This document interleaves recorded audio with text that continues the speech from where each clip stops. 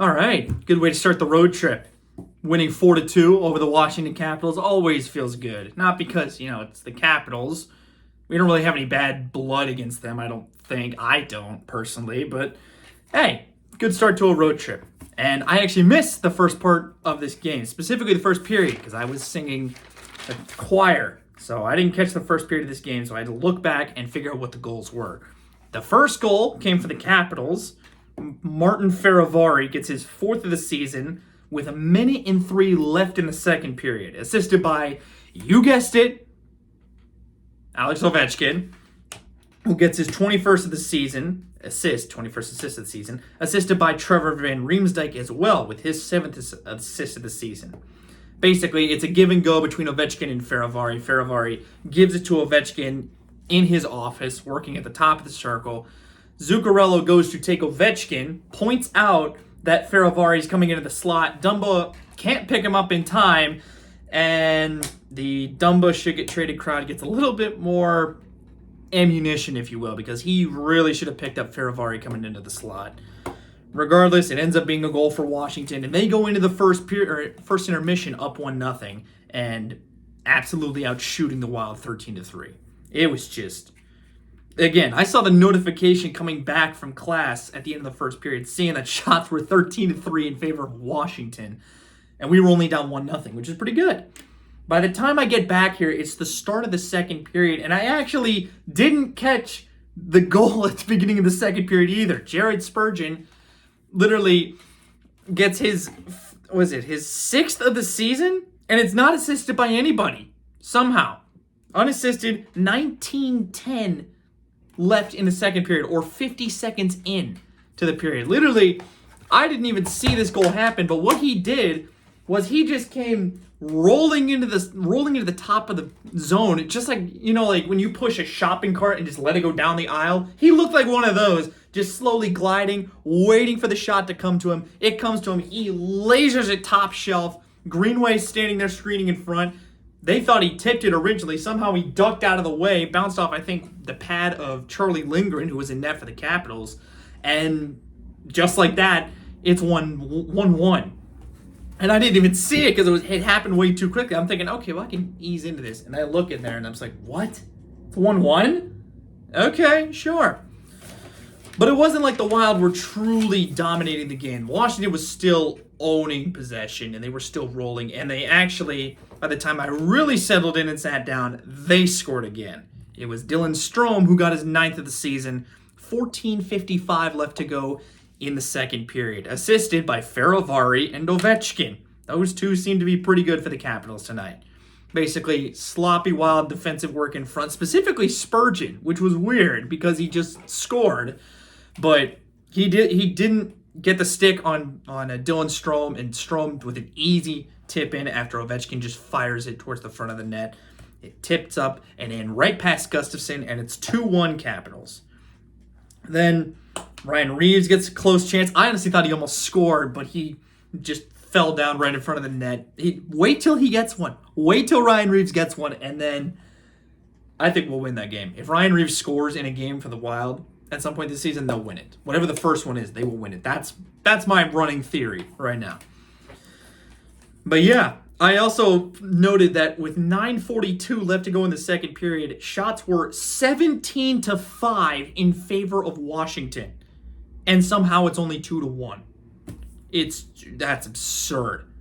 1 goal on 17 shots versus 2 goals on 17 shots versus 1 goal on 5 shots. That's pretty good for Gustafsson. At 8:39, Washington almost had a too many men penalty on the ice, and Evason was just pissed off. He was so pissed that this didn't get called. And I also wrote down that the Wild defense looks like the Vikings defense because nothing was working. I don't think there was a coach to blame. I think it was just the players just weren't executing. Maybe that's why the Vikings lost last time too.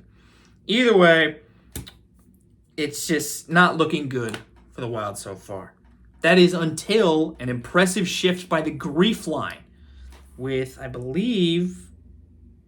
to say 7 minutes left. An impressive shift by the Grief line with 7 minutes left changes the momentum of the game. It's big bodies out there, dominating the puck, pushing the Capitals around, and controlling the play. And because of that, the Wild generate momentum off of that, and it ends up leading to another goal. This time from Jonas Brodin, his first of the season. Yeah, and he did it looking like Kirill Kaprizov. He just skated around the zone, continuing to do it, continuing to roll.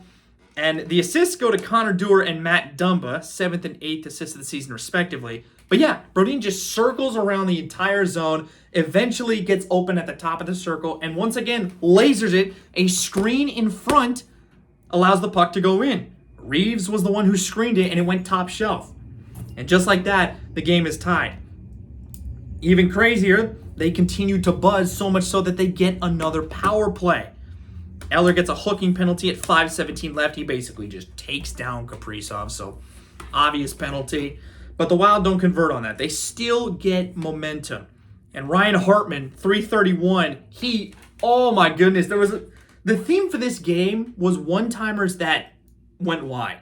And I know that's a weird theme to think about, but it happened so often where for both teams, one guy would be just wide open on the back door, just stationed back there. Eventually the pass would come over to him. They just uncork it and let it loose, but none of them would be on net. Hartman missed one. The Capitals on their power plays missed like 5 of them, and every one of them was horrifying. Every one of them is like, it's like the face you get when you see like a toddler pick up something dangerous. It's like, no! Like you are anticipating the worst. It's just awful. But none of those went in. Hartman had his chance there. Then at 2:44, Eller's out of the box. He ends up stealing the puck away, I think from Zuccarello, but it was a weird scramble at the Wild blue line. He gets a breakaway, and Gustafsson makes 2 huge saves to stop Eller from a breakaway goal. And then, with only 1:40 left to go in the second period, Spurgeon gets his 7th of the season, his 2nd of the game, assisted by Dewar and Reeves. This time, basically, Jared Spurgeon, he gets the shot. It's from the point. It's not the one where he rolls in like a shopping cart, but he was just sitting up top there. He shoots it, and this time Duhaime is the one that screens in front of Lindgren. So 3 wild goals, all off of screens, okay? Screened in front. First one was by Greenway, second one was by Reeves, third one was by Duhaime. That's what happens. If you win the front of the net, good things happen. And just like that, we're up 3-2. And I wrote, with 58 seconds left, what a turn of events. So the end of the third period, or end of the second period, pardon me, it's 3-2, and Minnesota has the momentum. They're starting to roll. They're starting to get it back, and they are now winning in a game where it looked not like that. And it's been like that for the past 3 games. There's always been some sort of momentum shift that has changed the course of the game for the Wild. I can't remember what it was for the Islanders. I know for the Coyotes, though, the game before this one, it was the penalties given up by the Coyotes. Specifically, the Coyotes were buzzing in the Minnesota zone, absolutely dominating play, and then Keller takes a terrible penalty. That changes the game. For this, it was a specific shift by the grief line. Jordan Greenway, Joe Eriksson, Marcus Foligno, that line, okay? A great shift by them with 7 minutes left to go in the second period generates pretty much all of this. And it's weird because our defensemen are the ones that got us on the board. Spurgeon got 2 goals. Brodin gets his first of the season looking like Kaprizov. Like, what is happening? It's just nuts. But then we move to the third period, and this is where Gustafsson steals the show because he stood on his head tonight. Despite giving up 2 goals, I'd say that's defensive breakdowns in front, frankly. Like, the first one, give and go, Dumba's got to have that. Second one, Spurgeon's got to lift Strom's stick in front. I don't think either of those are Gustafsson's fault. But Gustafsson, like he did in the second period, he bails out the Wild when sometimes they shouldn't need it. That Eller breakaway, he bailed him out there. Then the Wild get a penalty. Eriksson gets a slashing penalty with not even a minute into the third period. And it's a good penalty to take, too, because this was going to be one of those tic-tac-toe plays that Washington is so good at. Basically, Eriksson tomahawk chops the stick right down on whoever was taking the shot. It was a clear penalty, but he just does it just to make sure the shot doesn't go off. Literally, Ovechkin behind the net is like, oh, and like, because he just whacked him down. He didn't hurt him. He didn't hurt the guy, but he just took his stick out and the guy just slipped down. So now the Capitals have a chance on the power play. And every single time the Capitals are on the power play, it doesn't, if Ovechkin is there, which he was, it's so terrifying to watch. Tic-tac-toe plays, one-timers. The fact that most of them were missing the net, but the ones that were on the net were able to be corralled by Gustafsson. And it wasn't like the Fleury saves where it's like sprawling out and diving, looking like a hot mess. No, Gustafsson at least looked a little more controlled. I mean, he gave up rebounds too, but not as bad as Fleury would. Like he looked calm. He looked calm in the game. So that made me feel a little better after all of these shots were just being fired over 90, 100 miles an hour and just missing the net. I don't know why the Capitals couldn't hit the net at all in this game. Even later, oh, by the way, Wilson actually gets hit with a shot by Orlov from his own guy. So friendly fire takes out Wilson for a little bit. He was still back in. But then Greenway takes a high sticking penalty, 14:33 to go in the third period. It's a lazy play, okay?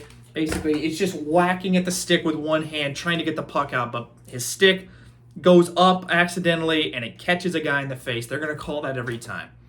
So it's a lazy play, and the Wild are back. They're back on the penalty kill, and once again, the Capitals continue to put the pressure on because it just looks tough. It looks tough to try and stop that entire power play. So you got to give credit to the Wild penalty kill here. They did not allow a power play goal.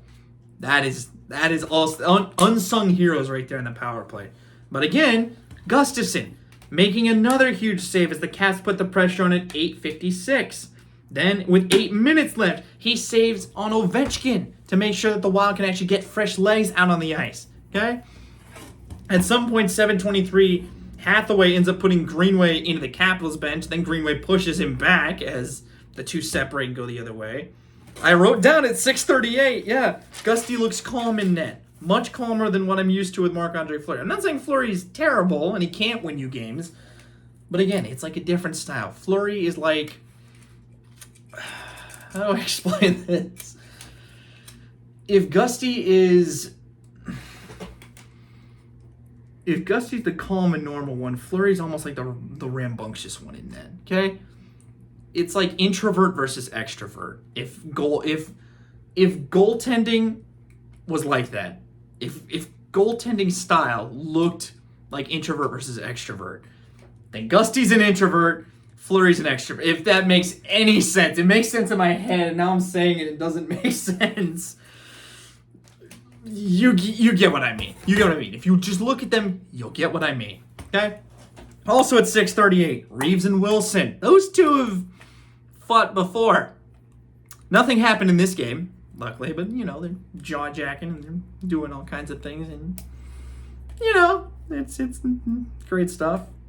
At 6:05, Ryan Hartman was slow to get up after he put a hit out on Sonny Milano. Both guys collided. He just slowly, leisurely got up. He was still fine, so that's good, but we'll check on him just to make sure. 4:41, this is where the Capitals really crank up the pressure. I'm talking, I was gripping my chair, bare knuckles, just barely holding on, because every time it'd be TJ Oshie, it'd be Ovechkin, it'd be Kuznetsov, it'd be Orlov, it'd be whoever on the Capitals side. They would just rip one wide, or it'd just be so close that it just wouldn't go in. For example, 4:41, TJ Oshie has a tip that barely gets blocked on the back door by Gustafsson. Like, this close. It was, oh my goodness. I nearly screamed and my roommate came back. And then at 4:33, like 10 seconds later, Sam Steele gets a breakaway. He goes the other way. Charlie Lindgren actually stops both these two. Wasn't really a good move by Steele, but it's still a great save by Lindgren. Then Connor Sheary tries a one-timer, and that barely misses once again. Then at 3:45, probably the save of the game for Gustafsson. This shot it's a wraparound try by one of the Capitals. I'm not sure who it was, but it's a wraparound try that goes across the blue paint and gets kicked by the back skate of Gustafsson. Kicked by his skate, and doesn't go into the net. It goes across behind him in front of the red line out that way. It just, like, the whole building thought it was in. I thought it was in. And somehow the ref, who has a great vantage point, perfect bird's eye view, says, no way, that thing did not cross the line. It went out. It's just nuts. A beautiful kick save by Gustafsson. And I think that's what won us the game, at least in my opinion. 2:15, Washington pulls their goalie. More play happens, but they don't get as good of chances. 1:22, they call a timeout, and then eventually Eriksson Ek seals the deal. He tips it past one of the Capitals players. Not even Ovechkin can stop him because the puck just went way too fast. And Eriksson Ek, 15th of the season. Gaudreau gets the assist, his 10th of the season. 53 seconds left. The game is over. Washington pulls the goalie again, but that's it. And that's how this game ended. It was also a interesting stat. They said after Eriksson Ek scored that when the opposition has an empty net against Minnesota, Minnesota has scored 9 goals in their last 10 games. 9 empty net goals in their last 10 games when the opponent has the goalie pulled. So that's pretty good. If you can seal the game like that, that makes it so much easier, and it just huge sigh of relief. You could see it on the bench when Eriksson Ek got that goal. Happens every time. And so the Wild win this. Gustafsson was huge in this game. And again, that grief shift, 7 minutes left in the second period, that Greenway, Eriksson Ek, Foligno shift changed the momentum of this game. And Minnesota was able to win. So, what that means is that the Wild record is now 25-14-4 with 54 points. We're still third in the Central, but we're 5 points back of first because now Dallas and Winnipeg are tied with 59 points. So first is within reach. It is possible to get to first. It's always been possible, but it's more possible now. Definitely good to win. The next game, though, 2 days from now, Thursday, January 19th, 6 Central at the Carolina Hurricanes. This is the second game on the 4-game road trip. So it's going to be tough. I think it's going to be a lot tougher than the Capitals. But if we can win in Carolina, that feels good. Also, by the way, apparently Conor Dewar fights sharks. I was just listening into the post-game interview that Kevin Gord did, and he was talking about how Conor Dewar said he was good at spearfishing, and he was going to teach Duhaime some tricks. And Kevin Gord asked, well, what if there's a shark there? And Duhaime responds, I'll fight it. So if you ever need a shark taken care of, just call Conor Dewar and he'll get it done because he knows how to do it. But anyways, that is it for this video. Thank you for watching. Click like if you liked it. Click subscribe if you want to see more. And I'll talk to you guys later. Peace.